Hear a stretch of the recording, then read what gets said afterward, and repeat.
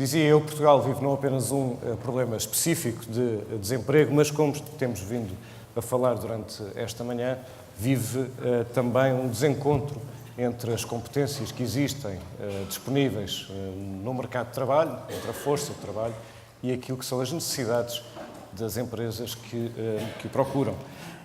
Parte deste desencontro não é surpreendente no sentido em que se previa desde o início daquilo que nós chamamos como programa de ajustamento e que, no fundo, criou uma ruptura muito grande no momento económico que vivíamos, e eu recordo-me de muitos economistas terem dito logo naquela altura, em 2011, que haveria uma enorme dificuldade de reconversão daqueles que perderiam o emprego, nomeadamente entre aqueles que tinham baixas qualificações, porque os novos empregos iriam exigir qualificações, nomeadamente tecnológicas, que essas pessoas não tinham.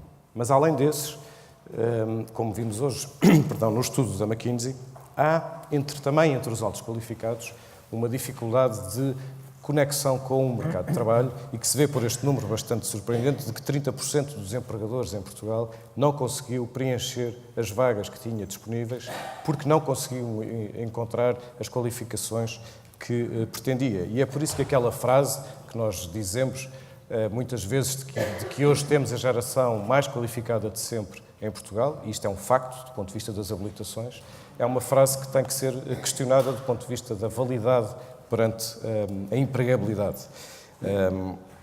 E é isso que, em grande parte, este estudo da McKinsey, especificamente sobre Portugal, vem lançar. Bom, e as novas gerações, o que é que podem esperar? Que expectativas é que podem ter? Como reagir perante aquilo que foi aqui chamado como o vale do desemprego? É sobre isso que nós vamos falar neste painel, com o Alexandre Relvas, da Logoplástico, com o Rui Diniz, da EFASEC. É um painel sem apresentações, portanto nós vamos estar sempre aqui sentados, e é um painel, portanto, de debate que eu moderarei com as minhas perguntas, mas também com as vossas, pedindo-vos que, repetindo aquilo que foi feito no painel anterior, coloquem essas perguntas por escrito, depois esses papéis chegam à minha mão e eu consigo ter a possibilidade de as moderar e as introduzir à medida que fomos conversando durante os próximos cerca de 50 minutos. Alexandre Relvas, vou começar por ti e com uma pergunta aberta perante este estudo da McKinsey. O que é que mais te surpreendeu e o que é que não te surpreendeu? Muito obrigado. Eu, primeiro que tudo, quero agradecer ao António e à direção da ASES o convite para estar aqui esta manhã. E quero dar os parabéns à McKinsey e ao Raul Galamba pela qualidade do trabalho realizado. E esse é um dos pontos que eu queria focar. Vale a pena ver este trabalho, porque não é apenas um diagnóstico, um conjunto de números, mas aponta pistas de ação e dá bons exemplos de iniciativas que poderiam ser, algumas delas, reproduzidas no nosso país. Deixem-me só, antes de falar do tema, eu gosto de apresentar números, sou muito analítico e, portanto, há 2 ou 3 estatísticas que queria fazer referência e que complementam as que foram aqui apresentadas sobre o Raul Galamba. Porque acho que vale a pena falar deste tema com a realidade brutal que ele representa. O desemprego dos jovens, como aqui foi referido, e falou-se apenas dos desempregos dos jovens até aos 25 anos, afeta 145 mil jovens, ou 147 mil jovens. Mas se tivermos uma perspectiva mais ampla, até aos 35 anos, eu mais à frente direi porque é que falo até aos 35 anos, estamos a falar de 370 mil jovens. 370 mil jovens é 1 em cada 5 daqueles que estão na idade de trabalhar, ou que 1 em cada 5 da população ativa até aos 35 anos. E o que impressiona, e agora refiro a uma das estatísticas deste estudo, a que chamou a atenção, é que 40% daqueles que estão a trabalhar consideram que o estão a fazer transitoriamente. 40% dos que estão a trabalhar estão a fazê-lo transitoriamente. Ou estão em part-time, ou estão em trabalhos que não correspondem às suas qualificações, e sobre isso todos nós temos filhos e sabemos o que é que se está a passar no mercado de trabalho, ou trabalham intermitentemente. Portanto, este problema é muitíssimo mais grave do que aquele número dos 147 mil. É uma realidade social brutal que depois, com consequências, como aqui também foi referido, em termos, nomeadamente, da imigração, que dos 120 mil pessoas que saíram de Portugal nos últimos 2 anos, pelo menos pelas estatísticas oficiais, pelo menos metade são jovens e muitos deles com qualificações. O segundo aspecto também que queria sublinhar e eu fui ver estatísticas para trás para ver só se este era um problema atual, e aqui ligando ao tema do estudo, ou se é um tema estrutural. E quando se olha para trás, se nós formos a 2013, o desemprego em Portugal era de 7%, o desemprego dos jovens era 18%. Se formos a 2007, o desemprego em Portugal era 9%, o desemprego dos jovens era 20%. E hoje, como sabem, o desemprego dos jovens, até aos 25 anos, anda à volta dos 37% e a taxa do desemprego anda em 15,5%. Portanto, se começar a haver crescimento económico, e eu penso que essa é uma das conclusões centrais do estudo, nós não vamos ter um impacto, vamos ter naturalmente um impacto em termos de redução do desemprego jovem, mas é preciso ir para além do crescimento económico, e penso que para mim foi o tema central, a conclusão central do estudo. Eu não tinha ideia, com toda a sinceridade, que houvesse um desfazamento tão profundo entre a formação dos jovens, a percepção que é a formação dos jovens e a percepção que tem o setor empresarial dessas qualificações para o mercado de trabalho. Portanto, a conclusão, a dimensão, a extensão do problema, a mim surpreendeu-me. Há outras estatísticas, além das que referi, que surpreenderam, ou outras notas. O estudo chama a atenção que da formação, é preciso pensar esta perspectiva da formação em duas dimensões.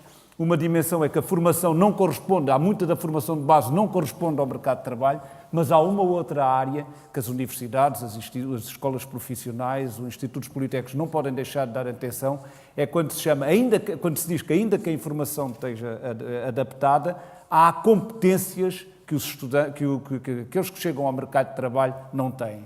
Competências associadas à comunicação, à liderança, a inglês, a informática, a criatividade, a capacidade de trabalhar em grupo, e chamou a atenção para outro ponto fundamental, é que muitos deles nunca tiveram um mínimo de experiência profissional. Muitos dos jovens que chegam ao mercado de trabalho não tiveram ao longo da universidade, por culpa das universidades, por culpa das suas famílias, por culpa deles próprios, experiência profissional. Portanto, quando se olha para este aspecto da formação, é preciso olhar para estas duas dimensões, não haver uma formação de base adaptada, mas aqueles que têm formação de base, valia a pena as universidades e estas escolas refletirem sobre um complemento da formação que os prepare para o mercado de trabalho.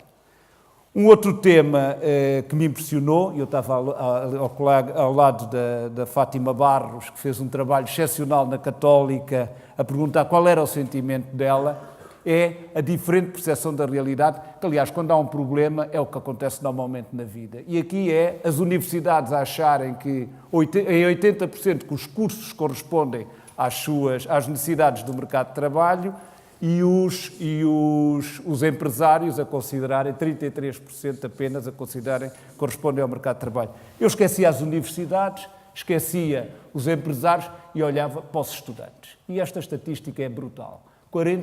Só 42% daqueles que seguem o ensino pós-secundário consideram que tiveram uma formação que os preparou melhor para o mercado de trabalho.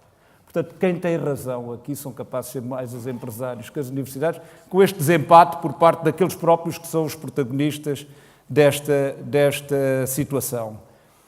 Depois, ainda em relação ao estudo, há um aspecto que foi aqui sublinhado pelo Raul Galamba, que eu também não queria deixar de sublinhar.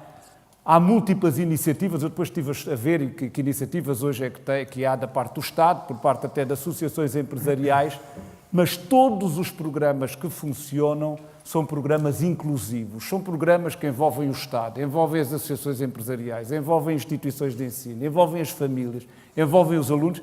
Eu até aprendi aqui uma terminologia nova, que nós estamos habituados às parcerias público-privadas, e aqui falam em parcerias public, private and people, ou seja, os 4 P's, mas que é verdade, é envolver todo este conjunto de entidades. Depois o estudo chama a atenção para outros aspectos que não podem deixar de merecer reflexão, se quiser ter um programa sobre esta questão, tem a ver com a capacidade financeira dos jovens. Nós discutimos mal o tema em Portugal, o Estado paga as propinas e deve ou não deve pagar as propinas, mas há uma injustiça muito mais profunda e a discussão não pode ficar apenas só para esse dinheiro das propinas, mas o dinheiro que hoje é pago para as propinas, para aqueles que poderiam pagar a universidade, poderia ser bem utilizado naqueles que não têm capacidade financeira e que precisavam de um financiamento complementar. A mim impressionou-me uma estatística que foi quase 60% dos alunos que não seguem o ensino universitário é porque não têm capacidade financeira ou têm que trabalhar para manter a sua própria vida. Depois, outro aspecto que depois pode levar à ação, que eu também não queria deixar de sublinhar, é a insuficiência de informação nos liceus e nas próprias universidades. E há um conjunto de iniciativas que se pode tomar de imediato, é o que nós nas empresas chamamos quick wins. Era fundamental nos liceus sensibilizar, quando há a escolha para as áreas a que se vai, o que é que são as respectivas saídas profissionais. Eu outro dia discutia com um sobrinho meu que vai para a antropologia. O potencial de trabalho pode dar até um grande antropólogo, mas tem que ter consciência do que muito provavelmente lhe vai acontecer profissionalmente. E o mesmo nas universidades, só 14% dos estudantes ao longo da universidade têm informação sobre as valências possíveis, por exemplo, na Católica, a gestão, se deve ir para marketing, para a área financeira, para a área de recursos humanos, ou como é que se deve preparar para entrar no mercado de trabalho. Eu só queria complementar, este trabalho está muito focado na questão do ensino pós-secundário e do ensino profissional. Mas eu acho que em Portugal, se pensar nesta matéria, tem que se pensar numa perspectiva muito mais ampla e olhar desde o momento em que nascem os jovens em Portugal.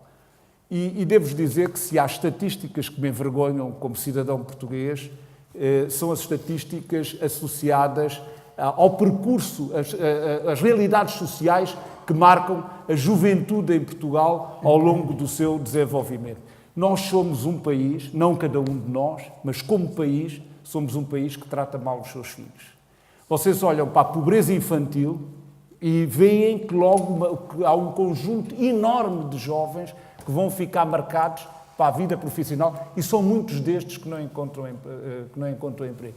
A pobreza nacional é 18%, a pobreza dos jovens é 20 e tal por cento. As famílias que têm filhos têm uma pobreza claramente acima da média. Estes 18% ou 19% vão ficar marcados para a vida. Não têm condições.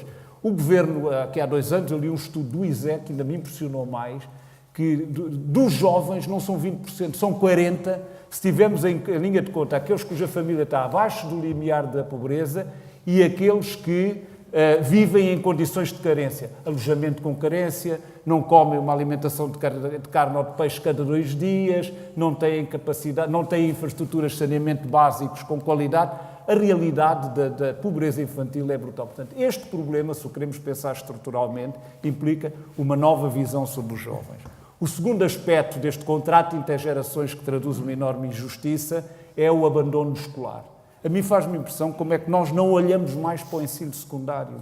É óbvio que a saída precoce do ensino tem caído, ela era à volta de 50% em 2000 e hoje será 20%, mas ainda hoje 1 em cada 2 jovens abandonam o ensino com o 9º ano de escolaridade. O que é que vai ser destes jovens em termos de emprego? O que é que vai ser como é que se vão preparar para entrar neste mercado de novas tecnologias, novas capacidades? Não têm condições, também vão ficar pelo caminho. E depois há uma terceira realidade que não queria também deixar de focar. Eu aqui posso dizer uma estatística que não tenho 100% a certeza, mas até aos 35 anos haverá entre quase 1 milhão de jovens que não acabou o ensino secundário.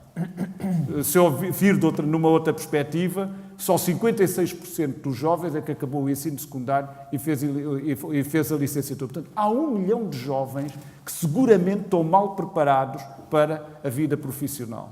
E, portanto, só para terminar, qualquer programa inclusivo, que se queira inclusivo sobre esta realidade, deve envolver múltiplas entidades, mas não pode deixar de focar desde as questões da pobreza infantil, do ensino secundário e darmos resposta. Uma das primeiras respostas a estes que estão hoje no desemprego é olharmos para estes jovens que têm menos de 35 anos e dar-lhes uma segunda oportunidade. Pensarmos como é que lhe podemos dar uma formação técnica especializada, com forte envolvimento das empresas e que corresponda a um aumento claro de capacidades, de competências para ingressarem no mercado de trabalho.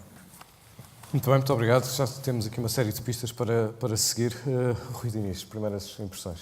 Muito bem. Eu queria, nesta primeira intervenção, identificar algumas coisas que queria realçar no estudo e outras que, não estando tão sublinhadas no estudo, me parecem muito importantes. A primeira, não estando no estudo, o Raul referiu na apresentação, quando nós olhamos para este problema do desemprego jovem, não podemos olhar para ele apenas numa perspectiva do seu contributo para a economia. O estudo, naturalmente, está muito centrado nisso, que tipo de riqueza é que nós perdemos como continente a nível europeu por termos toda esta gente sem trabalhar, mas é fundamental, a doutrina social da Igreja diz isso de forma muito clara, e o Raul citou uma das encíclicas, onde se diz que o trabalho é fundamental para o desenvolvimento da própria pessoa. Ou seja, estas pessoas, estes jovens até aos 25, até aos 30 anos, sem trabalhar, mais do que o efeito apenas na economia, que é relevantíssimo, também elas, como pessoas, se desenvolvem menos. E nós, como sociedade, temos que ter isso como uma das nossas prioridades fundamentais, porque estamos a perder uma geração, não do ponto de vista do valor económico apenas que trazem, mas do ponto de vista do valor como homens, como mulheres, como é que elas se formam, como é que elas se desenvolvem, como é que elas se realizam enquanto pessoas. Temos que ter muito presente estas duas realidades, são as duas muito relevantes, não podemos apenas olhar para este problema de um ponto de vista económico, temos que olhar para este problema também de um ponto de vista humano. Dito isto, isto põe-nos desde já, do meu ponto de vista, um desafio de olhar para isto em dois planos diferentes do ponto de vista temporal. Se é certo do ponto de vista económico, podemos pensar nisto numa lógica mais de médio prazo, vamos encontrar soluções que evitem que este tipo de problemas se materializem no longo prazo, se resolvam de uma forma estrutural, mas nós temos uma prioridade de curtíssimo prazo, que é resolver o problema dos números que o Alexandre referiu, das centenas de milhares de pessoas cujo problema é hoje. E por muito que nós façamos as parcerias, alguns deles que hoje estão com 23, 24 anos, passam o tempo deles e perpetuam-se já na fase seguinte, já não como desemprego jovem, mas como desemprego na idade ativa, de acordo com estes intervalos que aqui estamos a falar. Portanto, nós temos de trabalhar em dois planos temporais muito diferentes. Um plano de curtíssimo prazo, como resolver o problema destas pessoas, e um plano mais de médio prazo, como é que nós, como sociedade, nos podemos organizar para que este problema deixe de existir no médio prazo. 2 ou 3 notas relativamente ao estudo, coisas que eu queria sublinhar.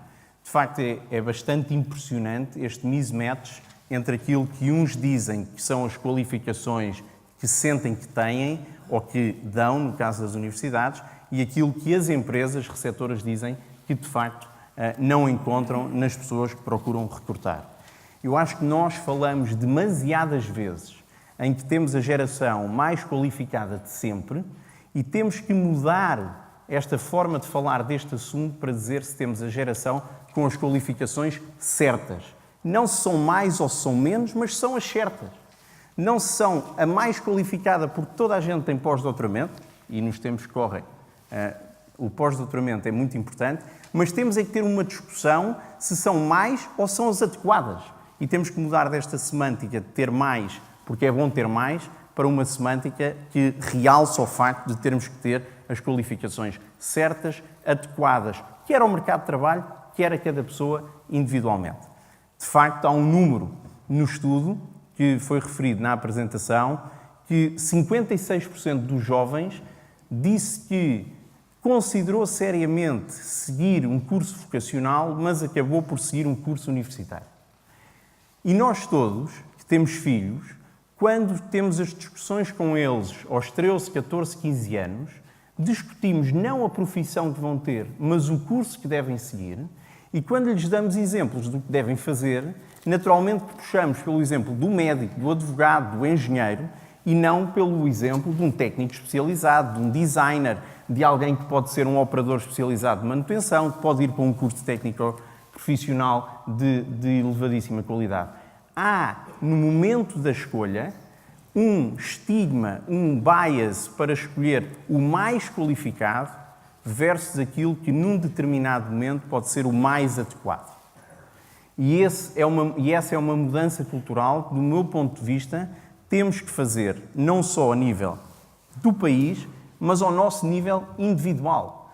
Quando muitos de nós somos chamados para ir aos liceus no 9º ano, para aquelas sessões em que estamos a explicar às pessoas, aos miúdos de 15 anos que têm de escolher pela primeira vez a área para que vão, ninguém vai a essas sessões que tenha profissões que não sejam as profissões do costume.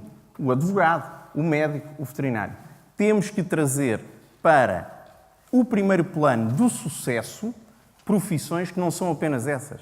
Pessoas que são tremendamente valorizadas nas nossas empresas, pessoas que têm uma carreira muito bem sucedida nas nossas empresas, como técnicos profissionais, como operários especializados, que nós, na EFASEC, ou o Alexandre seguramente, na Loroplast, valorizam muitíssimo, são profissionais que não queremos perder, mas que, num primeiro momento da escolha, não são profissões valorizadas. Deixa-me interromper, desculpa, Diz. para perguntar se no caso específico da EFASEC, que é uma grande empresa industrial e que emprega muitas pessoas, se sentem de facto esse mismatch. Nós, na zona norte, onde temos a maior parte da nossa capacidade industrial instalada, nós temos na zona norte cerca de 2.800 pessoas empregadas, com muita capacidade fabril, nós hoje já recrutamos e recrutamos com boa experiência gente de cursos técnico-industriais, de cursos técnico-profissionais, de forma muito clara. Nós recrutamos engenheiros, mas recrutamos claramente mais técnicos. Técnicos de manutenção, técnicos especializados, operadores da fábrica, é algo que nós hoje já fazemos muitíssimo e temos boa experiência. E eu diria que é muito importante nós conseguirmos evoluir para uma lógica em que temos alguém muito satisfeito porque os filhos se licenciaram como engenheiros, mas que aos 25, 26 anos não têm emprego como engenheiros e entram no vale do desemprego, versus alguém que mais cedo na sua vida percebeu que a sua vocação não é tanto ser engenheiro, é mais ter um curso vocacional de uma natureza diferente e que se calhar encontra emprego aos 21, 22 anos numa carreira especializada, numa carreira diferente. Este é um tema em que, do meu ponto de vista, o estudo revela isso, existe um estigma claro, em Portugal sobretudo, contra esse tipo de cursos, porque não há ainda exemplos públicos e notórios de sucesso associado a esse tipo de cursos. E é claro, é muito fácil dizer isto, mas provavelmente um dos meus filhos, já agora ligando ao painel anterior e num sinal de otimismo, nós descobrimos que entre nós três temos 13 filhos, portanto, na lógica demográfica, estamos claramente do lado contribuinte. Seguramente que quando os meus filhos estiverem nessa idade, também... Quando tivermos os filhos nessa idade, também nós vamos querer que eles sejam médicos. Mas temos que perceber que há bons exemplos. Nós temos na EFASEC, há pouco tempo demos um prémio ao colaborador, ao trabalhador que mais contribuiu num semestre para a mudança. E era um operário da fábrica que me diziam: este é dos melhores que temos, não o podemos perder por nada, tem uma carreira fantástica, é um tipo que está a fazer um caminho excepcional. Só que essas pessoas não aparecem, não são valorizadas, publicamente não são conhecidas e nós temos que valorizar esses cursos, temos que associar figuras relevantes a esses cursos técnico-profissionais e mostrar às pessoas que há saídas positivas aí, que há caminho para fazer aí. Portanto, do meu ponto de vista, nós temos que cada vez mais cedo no percurso, onde se escolhe, ter a capacidade de mostrar mais informação, um leque mais amplo de oportunidades que não estreitem tanto, porque se estreitamos muito, mais à frente vamos ter essa dificuldade. Só para fechar, o Alexandre falou numa coisa que para mim é muito importante, que é o tipo de skills que as pessoas ganham ao longo da sua formação. E nós estamos muito orientados ao skill técnico e cada vez temos que introduzir mais aquilo que muitas vezes chamam os soft skills. A capacidade das pessoas se relacionarem com outros. Nós, em Portugal, sobretudo se calhar nesta audiência, estamos muito habituados a um ambiente de emprego, que é o ambiente das grandes empresas, das grandes multinacionais, dos grandes escritórios de advogados. Mas alguns dos maiores empregadores portugueses são a Prosegur, são os supermercados, são, na minha experiência anterior, antes da EFASEC, na José de Mel Saúde, quantas dezenas e centenas de pessoas é que nós temos nos balcões de atendimento. São pessoas fundamentais para a nossa capacidade de acrescentar valor, que são o primeiro contacto com o cliente. É ali que muitas vezes o cliente fica retido e fidelizado a uma determinada instituição porque é bem recebido. Que curso é que essas pessoas tiveram? Que formação para aquele tipo de atividade é que essas pessoas receberam? E nós temos de estar mais preparados para que há muitas profissões dessa natureza que são muito importantes e que muitas vezes não tiveram qualquer tipo de formação para aquele tipo de atividade, e aí é que acontece uma grande diferença entre as grandes empresas, que apesar das pessoas não virem com essas capacidades à cabeça, têm a capacidade interna para as formar, e as PMEs, como o estudo diz, têm muito maior dificuldade porque não conseguem, no seu contexto, ter as capacidades e o entorno para formar as pessoas quando elas chegam. Mas é muito importante percebermos o mercado que temos, as necessidades que temos e andarmos para trás para, no momento das escolhas, sermos mais capazes de informar e de dar o contexto para que as pessoas tomem as decisões certas. Qual é o papel das empresas nessa PPPP que se falava há pouco? E já foi falado a necessidade de formação, mas logo no início desta conferência o António Pinto Leite falava em introduzir nas empresas a questão do desemprego nas políticas de responsabilidade social. O que é que as empresas podem e mais têm a obrigação, ou devem ter a obrigação de fazer?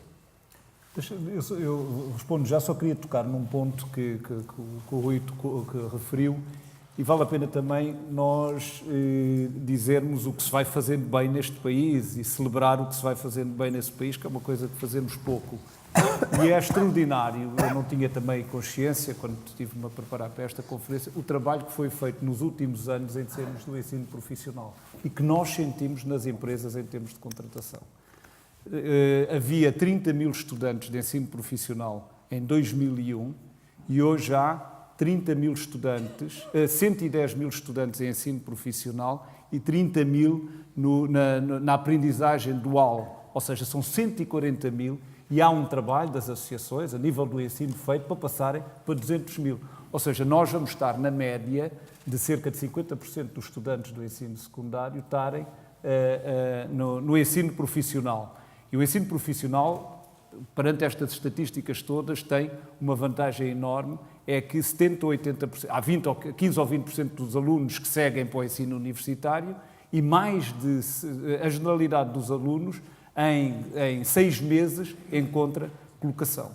E, portanto, há, de facto, uma proximidade, e é o que a realidade mostra, entre o perfil da formação e as necessidades do mundo laboral. Sobre a questão da responsabilidade social e o problema como o António o colocou e da resposta ao desemprego. Eu, com todo o respeito pelo António, que tenho muito, não tenho exatamente a mesma perspectiva. Isto ultrapassa as atitudes voluntárias e de responsabilidade social. Obviamente que no âmbito da responsabilidade social, e nós temos várias iniciativas no âmbito da Logoplast, mas eu, por exemplo, tenho uma preocupação, e fiz isso no tempo que a Fátima tinha a direção, nós temos mentorados, alguns ex-alunos da universidade, e tive sempre a preocupação de garantir estágios e de cooperarmos com a universidade fortemente, sempre que a universidade precisa de alunos para estágios, nós proporcionamos estágios. Isso pode fazer parte da política de responsabilidade social. Agora, a resposta em termos de gestão para esta questão do desemprego é muitíssimo, penso eu que é mais profunda. As empresas não fazem, com respeito mais uma vez pelas palavras, qualquer ação do ponto de vista de responsabilidade social tem um impacto limitado, terá um impacto limitado, não será estrutural. Onde eu penso que pode haver um impacto estrutural é a necessidade de sensibilizar a empresa, vou muito na linha da apresentação anterior, a necessidade de sensibilizar as empresas para olharem para os recursos humanos de outra forma. Para pensarem que uma empresa hoje, a competitividade de uma empresa não está assente no que ela faz, mas está assente no que ela conhece, no que ela sabe. A base da competitividade hoje é o conhecimento, é o que a empresa sabe. E isso obriga a que se dê valor a talentos, a pessoas de qualidade. E isto abre oportunidades a uma dinâmica, há pouco também falava com a Fátima, a uma dinâmica de substituição. É necessário substituir, ter pessoas cada vez com mais qualificação nas empresas. E, portanto, ao ter pessoas cada vez com mais qualificação, abre-se oportunidade a jovens e abre-se a oportunidade a dar resposta a alguns destes temas. A segunda área que as empresas têm que dar atenção e que é em termos de gestão, e aqui lembro-me do estudo do World Economic Forum, quando analisa a competitividade portuguesa, analisa sempre o que eles chamam Business Sophistication em Portugal. E são das áreas em que nós temos também indicadores, a par das políticas públicas, etc., indicadores que não são muito favoráveis. E uma das áreas que não tem informação favorável mostra as áreas em que as empresas têm carências fortes. Têm carências fortes na área de marketing, na área de gestão das cadeias internacionais de valor, de acompanhar os produtos em termos de exportação, nas áreas de inovação, portanto, mostra múltiplas áreas de gestão da cadeia de valor interna, de criação de bases de competitividade estrutural. Portanto, em várias áreas hoje há carências de pessoal qualificado. E, portanto, a atenção ao valor que têm recursos humanos qualificados e a atenção a carências fortes é que podem levar à procura de pessoas mais qualificadas e a dar resposta mais profunda a alguns destes temas. Em complemento, naturalmente, da responsabilidade social. Eu não o via apenas em termos da responsabilidade social. E depois há uma outra área que liga à questão da responsabilidade social, que é a interligação com a comunidade, mas não do ponto de vista de contratação. É a disponibilidade para os estágios, a disponibilidade para participar nos debates com as universidades. Uma área que estes estudos chamam a atenção e que eu penso que era fundamental, e pelo menos no nosso setor não há esse trabalho, é que, se se quer dar informação aos jovens sobre perspectivas do mercado de trabalho, isso tem que nascer de estudos prospectivos das universidades, mas tem que nascer sobretudo de trabalho das associações empresariais, de se perceber nos próximos 10, 15 anos quais são as necessidades, em que áreas é que haverá carências. Portanto, eu quando penso em termos de responsabilidade social, penso muito mais na participação ativa nestas áreas e de uma perspectiva clara, olhar para os jovens e dizer o vosso futuro é o meu futuro. E, portanto, isso leva-me a um comprometimento forte, mas com participação a estes níveis. Rui, deixa-me fazer aqui uma pergunta. Há bocado falavas da valorização social. Há outra valorização que interessa aos jovens, que é salarial.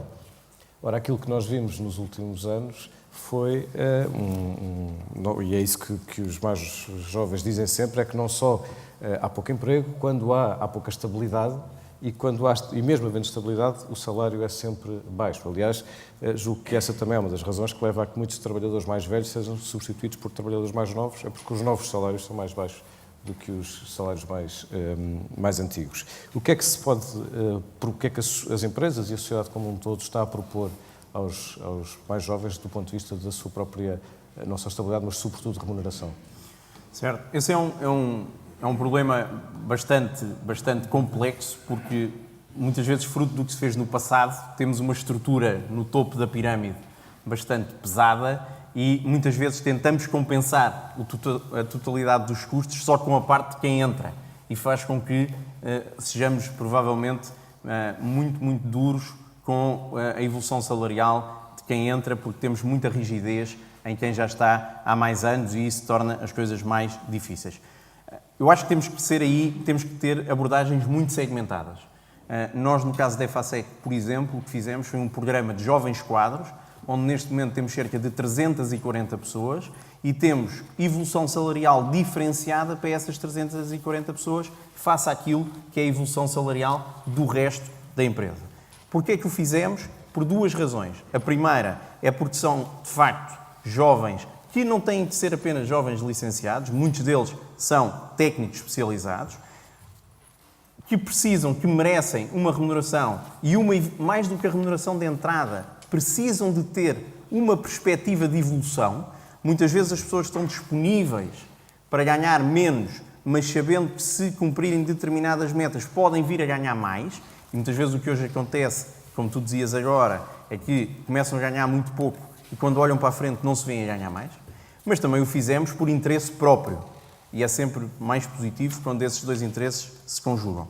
Nós, para sermos competitivos a reter alguns desses quadros face a outros países europeus, temos que lhes dar perspectivas de melhor evolução, senão perdemos repetidamente para o norte da Europa, para o Reino Unido, muitos e muitos desses quadros. Nós temos, de facto, gente muito qualificada a vários níveis e, se não formos competitivos, vamos perder alguns dos nossos engenheiros da área da automação, alguns dos nossos operários mais especializados ou projetistas na área dos transformadores. Se nós não formos minimamente competitivos, quer no presente, quer na evolução, acabamos por perdê-los para o estrangeiro, porque as pessoas acabam por ter que fazer a sua vida de outra forma e acabam por emigrar. No nosso caso, fizemos esta diferenciação, é aquilo que podemos fazer neste momento. Preferíamos não fazer diferenciação e poder ser mais generosos com a totalidade dos quadros. Neste momento foi o que fizemos para reter algumas dessas pessoas e abordar alguns desses problemas. De facto, um outro tema, e há bocado o Alexandre falou disso, é a percepção, a diferença de percepção entre empresas e universidades quanto à empregabilidade dos jovens que estão formados ou estão a ser formados. Vocês têm uma relação muito próxima com universidades. Sentem que as universidades estão distantes das vossas necessidades ou não? Eu aí não quero ser demasiado provocatório, mas eu acho que há universidades e universidades. As universidades com quem nós trabalhamos mais acabam, e onde nós vemos uma proximidade tremenda, são aquilo que eu chamo de universidades mais jovens. A Universidade do Minho e a Universidade de Aveiro, uma a norte da FAC, uma a sul da FAC, têm um dinamismo, uma ligação às empresas, uma capacidade de fazer projetos conjuntos que nós temos que, de facto, sublinhar. Nós continuamos a ter muitos dos nossos engenheiros a vir da Faculdade de Engenharia da Universidade do Porto. Se eu não dissesse isto, os meus colegas de administração provavelmente não me deixariam voltar a entrar. Mas, verdadeiramente, nós hoje temos uma enorme qualidade na relação, na interação com as universidades mais novas, que se tiveram que afirmar face à Universidade do Porto, naquele caso, por uma muito maior proximidade às empresas do que as universidades mais tradicionais tinham de partida. Nós temos muito boas experiências com as universidades do Minho e a Universidade de Aveiro nesta capacidade de projetos conjuntos, de trabalho conjunto, de desenvolver estágios em conjunto. É algo que fazemos com muita frequência e com muito sucesso. Sandro, há pouco foi dito aqui pelo Raul Galamba que a frase "o mercado vai resolver" não chega. São conhecidas as tuas ideias muito fortes e determinadas sobre o que deve ser o papel do Estado na economia. Perante esta frase de que o mercado vai resolver não chega, o que deve então o Estado fazer ou não, os governos fazerem ou não para melhorar a situação, nomeadamente para as novas gerações? Em face até daquilo que já aconteceu nos últimos anos. Houve já grandes alterações, nomeadamente no mercado de trabalho, mas não só. Vamos lá ver. O mercado vai resolver uma parte deste problema. Eu sobre a história há pouco, a pergunta de David Zamit sobre o contexto e o negativismo, eu não vejo hoje para a situação não olho para a situação do país negativamente. Há muitos números e estatísticas do país que me entusiasmam. E acho que devemos olhar com otimismo o que se está a passar neste país e a capacidade que a sociedade civil, e em particular os empresários, tiveram de responder aos tempos atuais.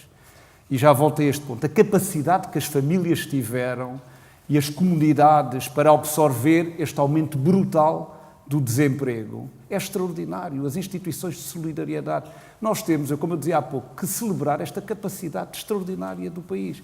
E em termos empresariais, olhar com otimismo para o futuro e para a capacidade de absorvermos uma parte importante deste desemprego. O Sr. Governador, se calhar também não vou dizer bem as estatísticas, mas Portugal exportará hoje 65 mil milhões de euros. São 40% do produto interno bruto. Cada ano as exportações sobem 4 ou 5%. 5% são 3 mil milhões.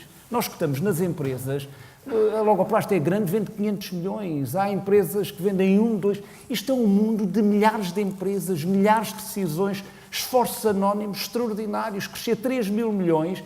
Andamos muitas vezes à volta da Auto Europa, é extraordinária, a TAP, a Portocel.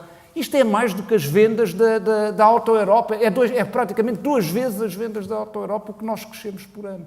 E depois, na tentativa de desvalorização, é os petróleos ou é a capacidade de refinaria da Portugal. Não é. Há em múltiplos setores está-se a ganhar capacidade de cota de mercado internacional. Em setores que, para nós, são até setores que não acreditaríamos. As pessoas ainda pensam nas exportações portuguesas, nos têxteis, valoriza-se imenso os calçados, mas 1/3 das exportações são serviços. A maior exportação portuguesa é máquinas e equipamentos. Ou 40 e tal % das nossas exportações são produtos com valor acrescentado. Portanto, o Arménio Carlos faz parte do equilíbrio que temos que viver e da realidade com que temos que nos deparar. Eu respeito aquela tenacidade na luta de quem tem dificuldades, como eu espero que ele me respeite na tenacidade que nós temos de tentar alimentá-lo a ele e alimentar todas as comunidades e as pessoas que vivem de um esforço extraordinário que hoje o país faz. Portanto, só queria sublinhar, o mercado, as empresas, etc., vão ter um papel forte. E há pouco o António dizia, quando estávamos aqui a falar, antes da sessão, uma das realidades que esta crise trouxe é esta força da sociedade civil. E, portanto, eu conto com o Governo e conto com o Estado, e já falarei sobre isso, mas a resposta a estas questões deve nascer, sobretudo, da sociedade civil e deve nascer das comunidades. E aqui também queria chamar a atenção. Muito do esforço a esta questão do desemprego está a ser feito a nível regional. Eu também, como havia uma questão sobre empreendedorismo, tive a ver o número de ninhos de empresas criados neste país nos últimos anos. E não é o Estado, é a autarquia X, é as universidades, eu aqui estou de acordo com o Rui, o que faz a Universidade do Minho, o que faz a Universidade de Aveiro, o que faz o Técnico, múltiplas universidades do país, em prol do emprego e do empreendedorismo, é extraordinário. Mas são também associações empresariais, há múltiplas entidades que estão a dinamizar a absorção desta realidade. Portanto, eu conto mais até com o esforço e a capacidade que terá a sociedade civil, nomeadamente em termos empresariais, para levar isto adiante. Agora, nós somos Portugal, com um peso enorme do Estado, com uma tradição de intervenção do Estado. Portanto, o primeiro aspecto que eu penso que é importante, e aqui o Raul Galamba chamou a atenção para um ponto que eu também li naqueles documentos, muitas vezes é importante que o tema seja um tema central, que seja um desafio central do país e que haja um objetivo concreto. Eu gostei imenso daquele programa finlandês e o programa europeu é a cópia do programa finlandês. E o Estado pode ter aí um papel que é mobilizar o país para esta questão, que eu, aliás, como disse aqui inicialmente, penso que deve ser vista numa perspectiva muito mais ampla, de termos um novo contrato intergerações em Portugal. Mas mesmo que seja apenas só nesta perspectiva do emprego, é o que a União Europeia quer propor. Ao fim de 4 meses, qualquer jovem até 25 anos que chega à vida profissional ou que esteja no desemprego, deve ter ou formação ou se não encontrou trabalho, deve ter formação ou deve ter um estágio. Mas tem que estar colocado, não pode ficar parado à espera que o mundo evolua para ele finalmente ter uma oportunidade. Portanto, eu espero da parte do Estado que tenha objetivos concretos, que mobilize todos estes atores nesta perspectiva que aqui se diz que é mais eficaz de um trabalho de todos os stakeholders nesta matéria. Mas também deixem-me dizer um aspecto só para sublinhar. O Estado tem hoje programas extraordinários de apoio ao emprego jovem. Obviamente, se calhar podem ser reflexão para serem afinados, tendo em conta a experiência, mas os estímulos ao emprego, os 2 ou 3 iniciativas do Instituto do Emprego, são muitíssimo eficazes. Portanto, espero da parte do Estado uma mobilização, uma reflexão sobre esta matéria, mas que o centro da atividade seja, sobretudo, a sociedade civil e os empresários. Nós temos mais cerca de 10 minutos e eu recordo que podem colocar perguntas por escrito, ainda não me chegou nenhuma, mas se quiserem fazê-lo, são obviamente bem-vindas essas perguntas. Também estás assim tão otimista em relação à capacidade da força da sociedade civil, do empreendedorismo? O que é que encontras de inspirador e de motivante? Pedro, eu se calhar pegava nessa pergunta para ligar à pergunta anterior que tinhas feito ao Alexandre relativamente ao que podem fazer as empresas. Eu acho que nós, como empresas, o António lançou esse desafio na sua intervenção inicial.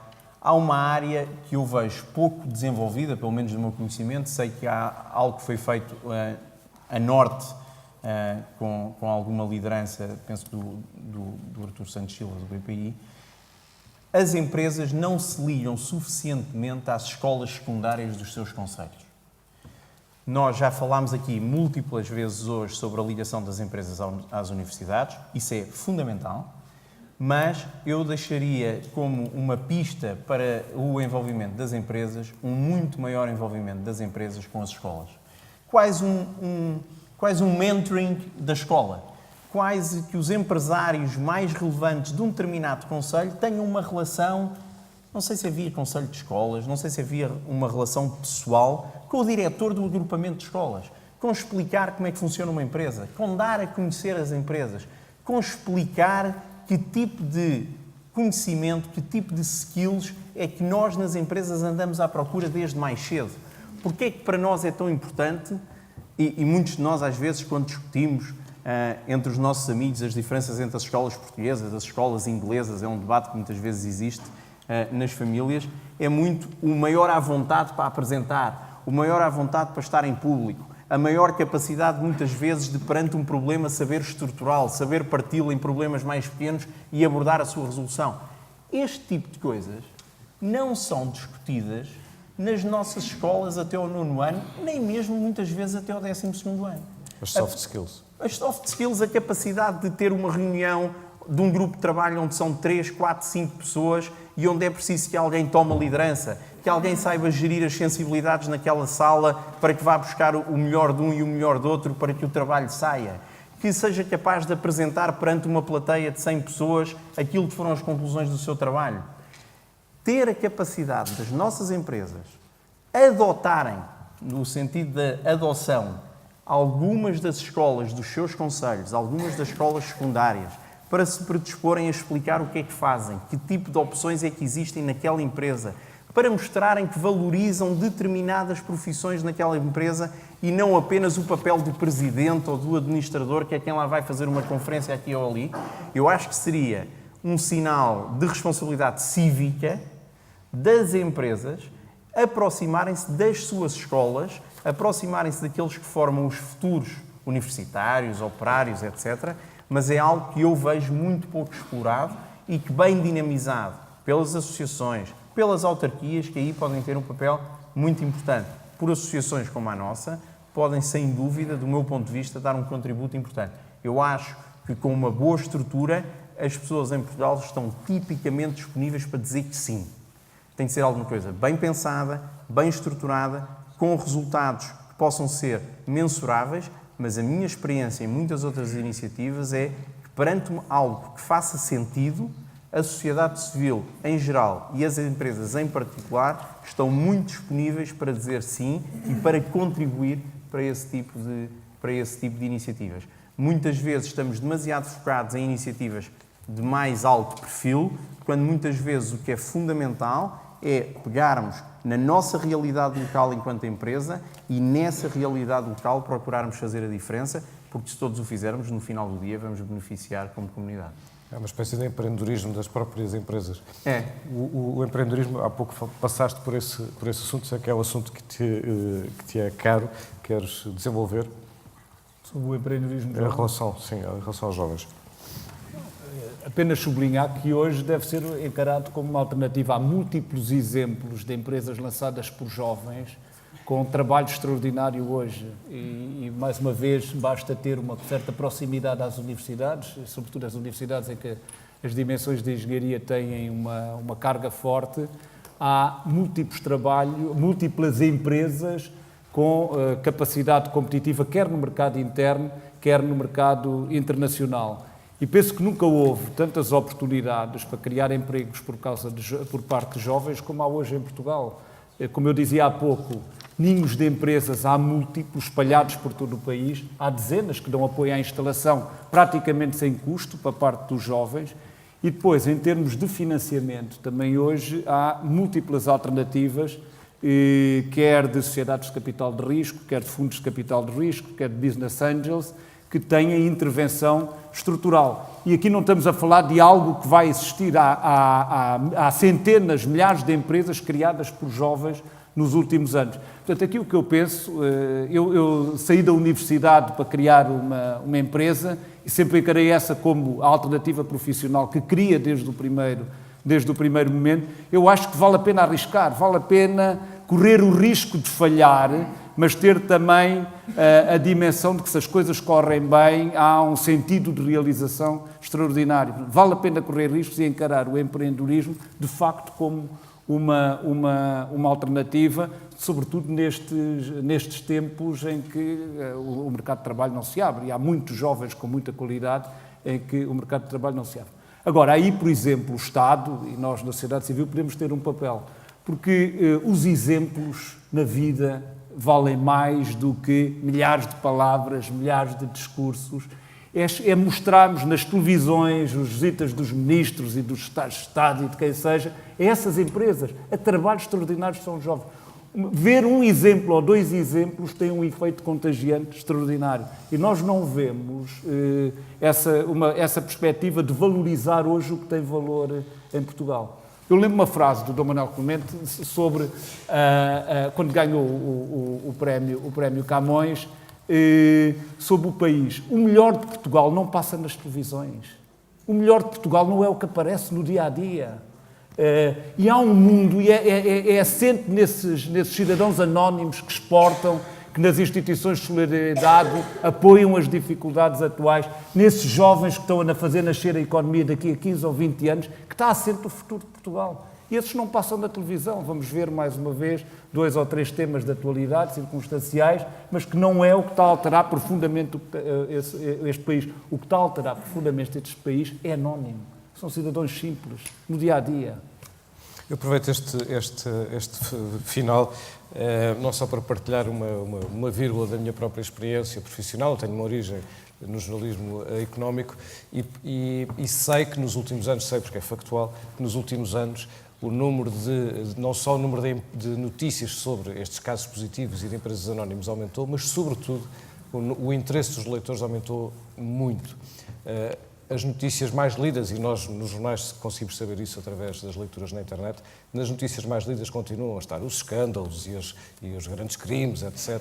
Mas notícias tais como, tão frias como as exportações aumentaram 13% no mês X, têm muita leitura. E notícias tais como a empresa de Matosinhos fez um desenho inovador para um rióstato, também tem muitas leituras, porque há de facto essa vontade, suponho eu, coletiva, não apenas de saber o que está a correr bem, mas de saber porque é que está a correr bem e de ter esse conhecimento e essa aprendizagem. E foi disto que falámos ao longo destes últimos 50 minutos. Partimos de uma realidade social brutal, constatando que 1 em cada 5 jovens da população ativa até aos 35 anos são afetados por este fenómeno e que mesmo 40% daqueles que estão a trabalhar consideram que o estão a fazer transitoriamente. Mais, como o estudo da McKinsey mostrou, mesmo que haja crescimento económico, isso não chegará para reconverter ou reintroduzir ou introduzir no mercado de trabalho grande parte da população que hoje não tem emprego.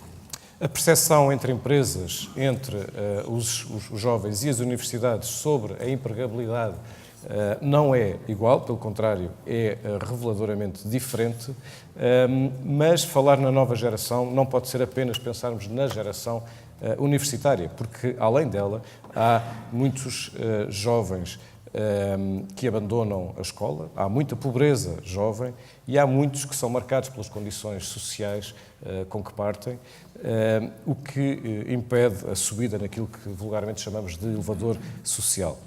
Bom, o que fazer então?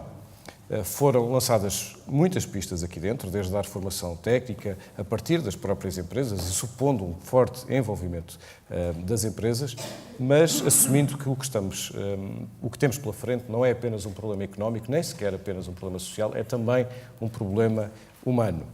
E nesta falta de ligação entre a procura e a oferta do mercado de trabalho, é preciso quebrar este estigma entre os mais e os menos qualificados e também entre a formação universitária e as escolhas vocacionais. Nas empresas além da responsabilidade social, o que fazer numa nova perspectiva de gestão de recursos humanos, como ter políticas não apenas de recursos humanos, mas especificamente salariais, que deem perspectivas e estímulo, nomeadamente aos mais novos. Estas foram algumas das interrogações e respostas, e perguntas que tiveram aqui resposta, tendo nós, curiosamente, depois de termos começado desta realidade social brutal que eu comecei por falar, acabámos neste debate a falar do contrário. Acabámos a falar da celebração das coisas boas que devemos naturalmente fazer, não apenas por uma exaltação mais ou menos orgulhosa do nosso próprio trabalho e do nosso próprio país, mas pela inspiração e pela capacidade de motivação que isso pode e deve gerar. E aí é preciso elogiar aquilo que foi feito no ensino profissional na última década e que é sentido nas empresas como uma coisa positiva, e é preciso também realçar o trabalho fantástico que foi feito em diversas instituições, sejam elas solidárias, seja a própria instituição família, alargando inclusivamente às empresas exportadoras, cujo trabalho é estatisticamente extraordinário, e este estatisticamente quer dizer factualmente, portanto não é apenas uma mera percepção, é um facto, sendo que nasceu nos últimos anos uma força na sociedade civil que não existia e que inclui as universidades, as associações empresariais e que passa por ou supõe esta tal vontade e necessidade que devemos ter de valorizar Portugal, de valorizar os portugueses. Minhas senhoras e meus senhores, muito obrigado.